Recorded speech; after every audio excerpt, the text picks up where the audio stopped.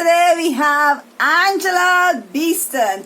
Who's Angela Beeston? Well, one of my friends that I met while being a part of Michael Heppel's group. I told you guys, go join How to Be Brilliant group on Facebook right now.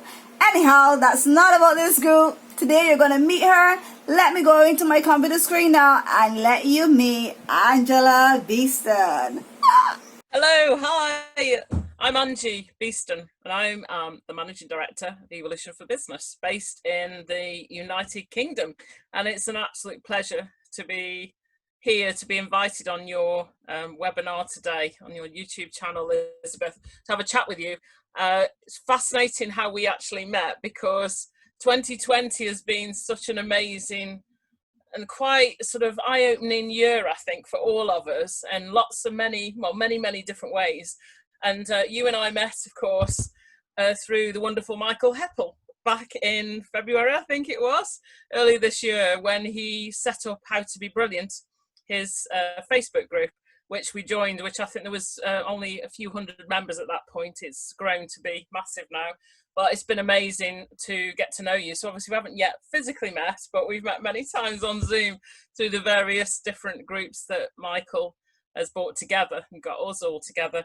So I started my business. I run Evolution for Business, and I started it almost 10 years ago. So back in October 2010. So quite a while ago. And it's been an interesting journey. It's a bit of an overused word, but it has been a real journey. And the destination of what you want to try and achieve is constantly changing. And of course, this year we've had seismic change that none of us could ever have predicted. And I actually spend a lot of my time developing bespoke leadership programs. So business mentoring. I also do a lot around executive coaching. So I work with team leaders right through to C-suite board directors. And it's across a wide breadth of businesses as well, all kinds of sectors. So I work in many different areas, and it's a fascinating world to be in. I spend a lot of my time as well talking to those business owners, or maybe the board directors, to find out what their strategies are, their culture, the vision and values, and what's really important to that business, how they want their reputation to be, the legacy they want to create, whatever that might be. And then how it gets demonstrated through the business, because culture is wonderful, but if it's just words on a piece of paper or sitting on an internet, it doesn't really mean a lot to a lot of people. So I spend a lot of time embedding in those learnings through my bespoke leadership programs. So the bespoke, I spend a lot of time understanding the business, getting to know the business, and trying to become part of it, the team almost, clearly an external part, but really get into the heart of what that matters about that business. And I think it's been really interesting through the journey of having my own business, because my background is I used to do a lot around sales and commercial marketing. I've done operations and factory world as well, manufacturing, and I've worked with global companies. I worked for global companies rather, like Royal Dalton. I've worked for Spode, China, Toyota. So I've done lots of different pieces of work really through my career. But one of the underlying factors I've absolutely loved is working with people and helping businesses. And a lot of the roles I did actually work with small businesses and independent businesses, which I absolutely adored, because it was more than just selling. It was helping them with merchandising, understanding cash flow. So when I had an opportunity to become a business advisor, it was actually with a government supported grant, where I went in and helped small businesses, and that's probably one of the best jobs I've ever had. I loved it, because I worked across the New Forest in the UK, beautiful part of the country, and looked after probably about 400 different companies over the time I was there, giving them business advice, anything from how they created a sustainable business plan, and how they got greener for the environment, right through to how to develop and grow the business.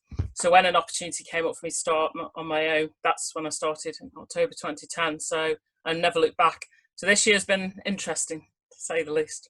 Very interesting. Angie, wow. First, I want to say I'm just super happy and super excited that you are here. Exactly. You're one of those people that I've met in my Kahapel group, and that you just connect with like online even before we have, because this is our first one-to-one meeting. Yes. So it's really good to hear about your business as well, because interacting with you online, I know your passion for helping people. And like everybody knows, I'm actually writing a book, and Angie, who didn't know I was going to mention this here, um, literally like sent me a message and said, I'll share, your book and stuff like that among my network. And I was like, wow. I actually, and in that moment, I actually messaged my best friend, and I was like, oh my God, this lady I met in my Kahapa group is like offering to just, share my book with her network. And I'm like freaking out, because like she's not no little bit of person, she's well known. And I'm like freaking out, because when you're in a group, the ones that are like a certain way in life, and and I can see that you have your connections and stuff like that. You didn't have to do that for me, but then at the same time, I find that with Michael Happel, he always seems to attract the people that truly loves to help other people. Yes. I get, like I said on our big live that we had, is 17, it was 17, but I said that he knows how to because of how he is, because of how Michael Happel is, really and truly, he has like this caring, wants to help you. He shares a lot of information that really and truly we should be paying for. And Yes, that's true. and at the same time, because of that, because of who he is at the head, it brings us now to even want to do more than what we currently do. And he was actually my inspiration too, for like giving out like these different checklists and stuff like that I started for my business. But I'm just honored to have you here, Angie, because Oh, you're one bless you. of those Thank you. people that impacted me over these last few months. And I can Oh, say well, we definitely become friends online and having our first meeting via YouTube. But it's really good to hear about your business. And I can see the passion that you have for it, and it suits you really and truly. But I actually didn't know, obviously, the in depth that you used to actually help the business owners to, because you hear about different business advisors, like you said, but you are very very niche down. So how have thank you you. find so I guess my question would be, for COVID and prior, sure, obviously before COVID, like how have you find that it has like impacted your business like drastically, or have it like helped you, like Michael Apple help you to show you that there are different ways that you can probably like, gain clients and get your business out there more? It's yeah, and thank you for those lovely words, Elizabeth, because it has been amazing. And it is a real honour. And for listeners that watch us, I was actually saying that this is my first foray into YouTube. So thank you, Elizabeth. You've broken me into another first in the last few months. It was a fascinating journey for me, because in January I rewrote my entire business plan, because I decided that my previous website was not what it should be. It was not reflecting who I was. And a lot of my work, well, in fact, all my work through the entire time of me starting has all been through word of mouth, all of it. So LinkedIn for me is phenomenal. It's a brilliant tool, and word of mouth is very powerful, of course. So that's been wonderful. So, of course, when I was thinking about my own website, I decided, this is obviously pre-COVID, that I would actually completely revamp it, and it needed a complete rebrand. So, and I love colour. You probably, you haven't yet met me, probably you know how much I wear bright colours. So my company colours reflect what I love about colour. Life does need to have plenty of that, lots of bright colours in it. Life's tough enough sometimes, so we need some brightness in our lives. So I met a website designer at a networking event, and we just clicked. He got me, I got him, and it was a joy really to work with him. So I'd already started the process of thinking about what I wanted to do with my business 2020 onwards. So I'd actually written it for 3 years rather than 5, because I thought 5's quite a long way away, really, and we don't know what's going to happen with technology. So within my business plan, I'd actually written that I wanted to move into the digital world online. So I'd already written that, but that was for 22, end of 21 into 22. So of course, so I was trundling along quite happily getting this website sorted out in between working, obviously working with clients and so on, because I have a solid base of very, very good, excellent clients. And when COVID hit, I must admit, I did sit there for probably a few days, just absolutely dazed, probably like most people were, thinking, what are the options now? Now, I don't sit still for very long, I have to say. I'm one of those people who just gets on with it. And in fact, I have a postcard on my desk. There you go. Put your positive pants on. So I actually made sure that any time I got a situation where I was thinking, I'm not sure how to do this, I actually flipped my entire business plan and reversed it. So all the stuff I was planning on doing in 2 years' time, well, 18 months, 2 years, I brought it all forward to now. So I think for me, one of the big things was communication. So it was talking, obviously, to all my clients, making sure they were happy for me to switch to video calls and using Zoom and Teams. Now, I've used Teams briefly before, but didn't really have much knowledge, and I've never used Zoom before, never even looked at it. So I was offering this out, and then and I did say to him, I was very honest, I said, right, I'm going to go and learn how to use it now. So that's what I did. So I was very, very blessed, and I will be forever grateful for all these amazing people out there, including some of my friends who actually offered free webinars on LinkedIn to help people, just short sort of taster sessions to get you started. So that's what I did. So I've literally been on this huge learning curve and thrown myself in the deep end, really, for me, and just adapted my business. So over the last, probably for the first, I would say 8-9 weeks, I was concentrating on how to get the best out of Zoom and Teams, how to translate everything I do into Zoom world. Because of course, when I'm doing workshops or one-to-one sessions, it's very personal. You're in a quiet, calm space, and clearly that couldn't happen. So we were in Zoom, and that was a real mindset change for me to deal with that, to be able to start to learn how to build and continue to build that rapport without being in a room with them, with an individual. So obviously with regular clients who already knew me anyway. So has it impacted my business? Yes, it has, because quite a lot of work got paused, but I was very lucky because it got paused, not stopped. So it's now come back. So a lot of work's coming back. And I think there's a lot to be said about gratitude for the clients I've got, because they have supported me all the way through this by giving me work and maintaining a lot of work and adapting with me and just rolling with it.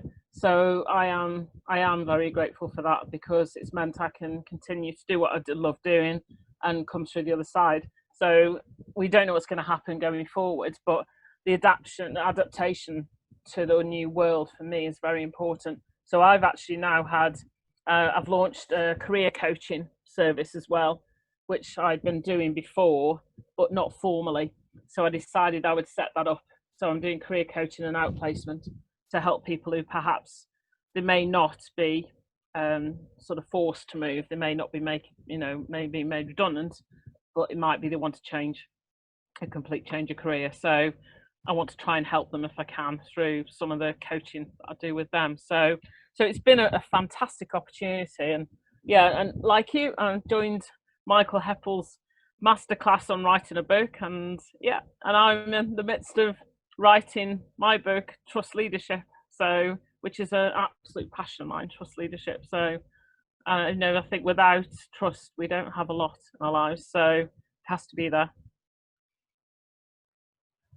I cannot wait to get your book, by the way. And I'm not only saying that because I'm a big fan of you, but obviously in our Write That Book group, we got to read some of, we one another's books, and we got to read samples, and there's so much to learn for what you are sharing in there. So definitely I will advise anybody to definitely go out and get your book when it is out there. Thank you. And when you do launch it, you have to come back. I So will. I would love to. yeah, Thank you. definitely you have to come back so that we can let everybody know that your book is out. Um, you just floored me.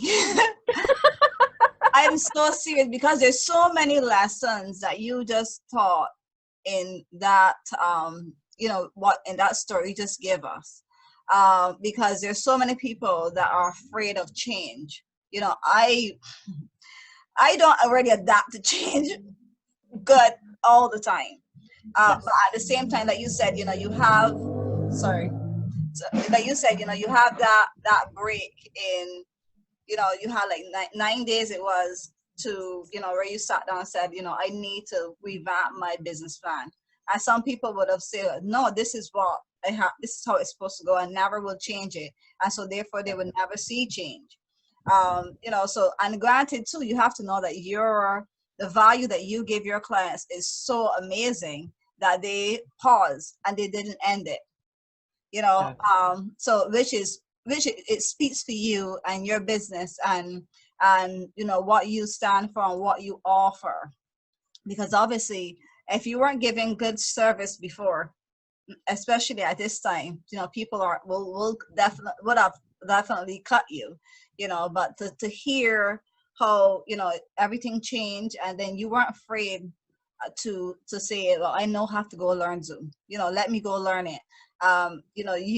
You didn't pretend like if and I am one for that. I always feel guilty for it, because I think sometimes I'm too transparent. People come online and they pretend like if they have, everything together, and that's not me. I'm like the worst pretender ever. You'll see it in the face, I'm telling you. So it's just so many lessons. I am sure that anybody that wants to get into business, anybody that wants to get into bookkeeping or whatever they want to start, could gain from what you just shared. And then also they could gain get in contact with you if they want to look for job placement and stuff like that, because that I think that's completely amazing that you add that as well, because everybody now, a lot of people now are mostly going out there just looking out for themselves. So it's really amazing to meet people and come across people like you, that you add a service just to help people to get jobs because they lost theirs. You're making sure that you're still there for your clients, although it's not the ideal way that you was looking to do it. You had your business plan, and when you set out a plan for yourself, it's like, I don't want to change it, but at the same time you are so mature in the way of, listen, this is how it is right now, and this is what I have to do. And with that, you obviously had to be thinking about your clients, how it is going to affect them, how you could serve them. And that could only come about because you were probably thinking about them. In knowing you, I can see like that's like the first step that you were worried about, not even you yourself. And I know that. It's so funny when you meet people online, right? But you see this lens, Yeah. I always say, you see this lens here? Yeah, that lens The there. best thing that you could ever have between you and a person. And that's what's one of the things that for me is like, I don't just choose clients. I just say, oh, yes, you want to be my client. Yes, you're going to pay me. I got to connect there or not. It's a no-go for me, It's a so. brilliant way to do stuff, to actually do business though, because I think when you start out in business, you don't really focus on that because it's more about the excitement of having the business and, oh, I've got clients. But I think you need to find that right fit, because if, and I've often said this to people, that some people will get me and some won't, but I can't be everything to everyone. So those who do get me and I get them, it just works beautifully. And I tend to find, I probably a bit like you, Elizabeth, I work with my clients longer term. So I tend to find that I work with the top level of people, top level of managers and directors. And then they'll ask me to come and help support the next layer, and then the next layer, and then the next layer. So everything gets sort of filtered through and cascaded, so that the polish is there. That's what I'm there for, to give them the polish, the catalyst, really, to help pull and get the best out of these people. And I absolutely love what I do. It's a real. I did say to someone recently, it's a privilege to do this kind of job, to do this role, because people share so much with me that obviously is utterly confidential that I can't speak about. But the fact that they share it and they trust me to tell me these things so that I can try and help them. So it's not about counselling, it's more about like behaviours, approaches, and giving them the confidence that it's okay, you've got this, you can go and do this, go and try a different way and see what happens. And you start to encourage really good habits. And in fact, I came off a coaching call from this morning that I was on with one of my regulars, and she actually said to me, I now feel utterly reinvigorated rather, that I can go out and do these kind of things. And I've actually had time for me, my own personal development, which I've always done it for other people and not for me.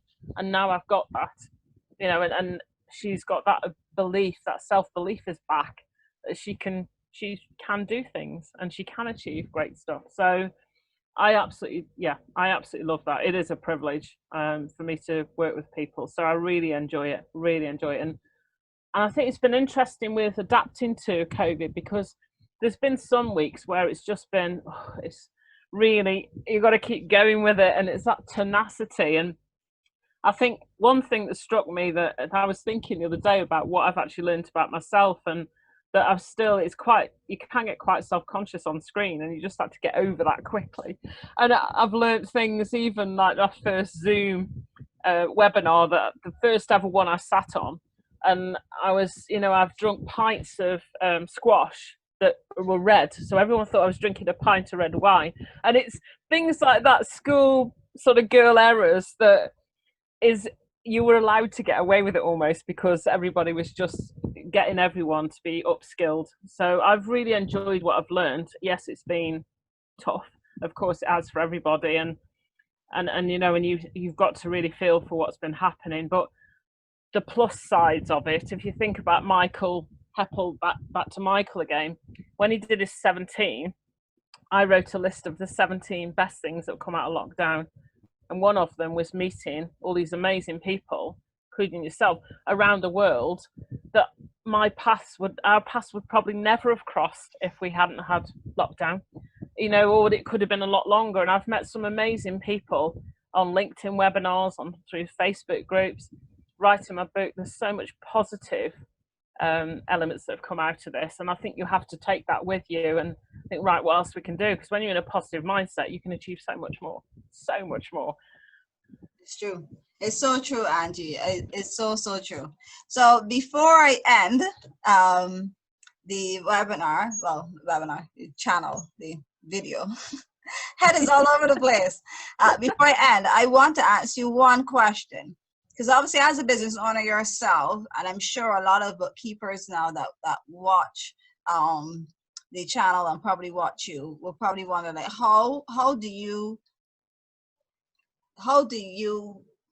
do you value your, like, making sure that you keep your accounting, your books, like, in order, and every year you probably have to do your taxes and stuff like that. Like, how much do you value it, and then how good are you at it? Right. Well, so from day one, I got myself a bookkeeper and an accountant from day one. So originally, so I would have been a bookkeeper's ideal client, because I used to be a PA many years ago. I was a PA. So one of my first roles, I was PA to a chief exec when I worked for Earl Dalton in the hotel and airline division. So I learned all the grounding about being organised. So I used to send in my expenses and spreadsheets, numbered, stapled together, all in order. They weren't carrier bags or boxes. So I used to handle this over. My accountant actually said to me, I'm not quite sure why you're doing all of this, because you shouldn't really be doing it, because you're kind of duplicating the work. But I've always had the belief, Elizabeth, that if you're not an expert or a specialist in something, buy in the specialism. Let those guys do it. So whether that's my sort of legal side, my compliance, whether that's the the accountancy side, because I'm a limited company. So of course in the UK, to a company's house, as you'll be aware, it's a legal entity. So there's no room for error. I could sit and do it myself, but I don't want to because I've got a brilliant accountant who does it for me. And they're superb, and I've been with them since day one, so nearly 10 years, and they're fantastic. So yeah, I think I would encourage any business owners to actually, if they are trying to do their own books, try and get your bookkeepers and your accountants, because they're the specialists. They know the rules, the regulations in whatever country you're in. I appreciate they're all different, but they understand it more than you could. So what it's allowed me to do is get on and do what I love doing and leave all that to the experts, and they love that anyway, so that's brilliant. And then I just get involved when I need to get involved. So actually that's what I've done, Elizabeth. So I would utterly champion what you and your wonderful team of sector would actually do with the bookkeeping and the accountancy side. It's really important, and you need to know your figures. That's the thing, you have to know your figures. I've redrawn my cash flow, I think 7 or 8 times in the last 5 months. I've redone it, so I'm doing my own cash flow. But yeah, you do need to know numbers. So bookkeepers and accountants are gold dust. It has to be said. Find the right one. Thank you, Angie. Thank you. You said it. You're a business owner. You've been in business for 10 years. That's all basically I needed, because I think that I preach it too much. So it's good to hear when other people that are in business that did it the right way. When you share your experience with it, it will help somebody else. Let's say that. I think it's important, Elizabeth, because I think anything that I've often been asked to speak at events for potential people who are becoming entrepreneurs or thinking about it. And I did a 20-minute session up in London about 3 years ago for one of my friends who runs Pop-Up Business School. And they asked me to go in and talk about my experience of being a business owner. So I thought, well, I'm not going to fluff it up. I'm going to give it as it is. So I actually wrote some slides on the things I wished I'd known before I started a business, because I was fortunate that I knew some of it from my previous job as a business advisor. I did learn a lot from that. But it's the other side of it, of dealing with it when you have challenging situations to deal with. The buck stops with you, so you have to deal with it. So it's all that side of it, which of course with time it just becomes, that's normality. And I've always thought that I worked for my company. I've never thought of it as mine. And then it sounds a bit strange, but when you have to deal with difficult situations, it's helped with making statements, and but certainly with support of people like yourselves who are specialists. That's what you do. So it's definitely worth your weight in gold, that's for sure. So is there anything else you would like to say before we end today? One thing that I am doing, if you don't mind me just mentioning, and this is a first for me. I've done quite a lot of collaboration over the last sort of 10 years with different people. We've done all sorts of fantastic projects. But myself and one of my business associates, Ildiko Spinfisher, who you know because she's in our writing group as well, she and I have joined forces to create an online business spa retreat, which is going to be we believe the first one to be done. And it's a 2-day event, which we're doing at the end of August. And it's a chance for people to buy a ticket to come along, obviously on Zoom. It's from Zoom to your room, and we will be there doing this virtually. But it's to try and get people to reset their thoughts and expectations and what they might need. It will also have some other activities in there that are going to be probably slightly more unusual than you'd have in a business spa retreat, but I think in the world we're in, we need a bit of downtime too. So all will be revealed, but yeah, we're doing it on the 27th and 28th of August, so it'll be the first one we're doing. It's going to become a series, so that's something that we're very proud of. So yeah, I can give you the link to that if anyone's interested. Thank you so much for watching. I really hope you all enjoyed meeting Angela, and make sure you guys go and connect with her. I'll put all her information in the description down below. Go connect with Angela today. I am certain she can help you. As you can see, she's helping so many people, and she's very, very passionate, and she's a lovely lady as well. We actually spoke like an hour after that meeting was finished, extra. Anyhow, I would like to also hear from you all in the comment section down below what you all took away from the video, and make sure that you let Angela know what tips that you took away from her and what advice that she gave that you definitely know you can use right now. And I'm sure that she'll be happy to hear from you. That's it for the video. So make sure that you subscribe to the channel, press that notification bell, and give this video a thumbs up. Bye. See you on Monday.